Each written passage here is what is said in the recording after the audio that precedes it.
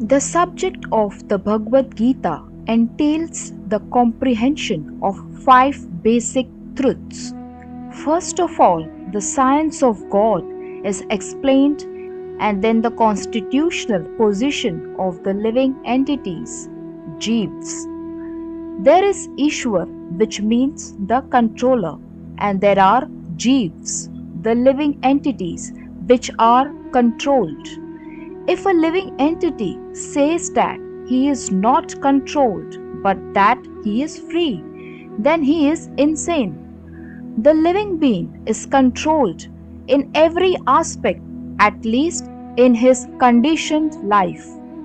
So, in the Bhagavad Gita, the subject matter deals with the Ishwar, the supreme controller, and the Jeevs, the controlled living entities. Prakriti, material nature, and time, the duration of existence of the whole universe, or the manifestation of material nature, and karma, activity, are also discussed. The cosmic manifestation is full of different activities.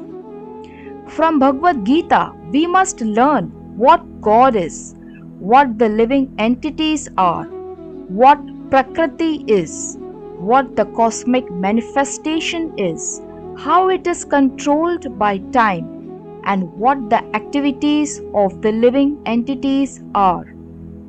Out of these five basic subject matters in Bhagavad Gita, it is established that the Supreme Godhead, or the Supreme Controller, or Paramatma, is the greatest of all. Material nature is not independent. She is acting under the directions of the Supreme Lord. As Lord Krishna says, Mayati yakshena prakriti suyate sa characharam.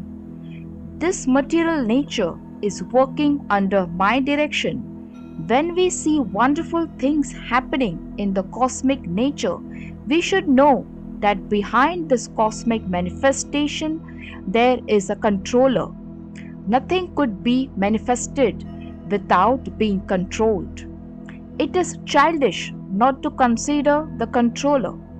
For instance, a child may think that an automobile is quite wonderful to be able to run without a horse or other animal pulling it, but a sane man knows the nature of the automobile's engineering arrangement. He always knows that behind the machinery there is a man, a driver.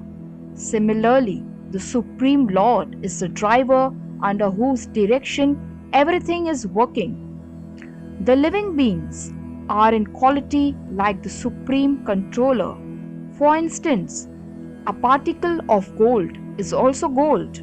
A drop of water from the ocean is also salty. And similarly, we, the living entities, being part and parcel of the Supreme Controller, Ishwar or Bhagwan, have all the qualities of the Supreme Lord in minute quantity, because we are minute Ishwars, subordinate Ishwars. We are trying to control nature as presently we are trying to control space or planets. And this tendency to control is there because it is in Krishna. But although we have a tendency to lord it over material nature, we should know that we are not the supreme controller. This is explained in Bhagavad Gita. Thank you so much for watching. If you liked the video, then please like, share and please subscribe the channel for more videos.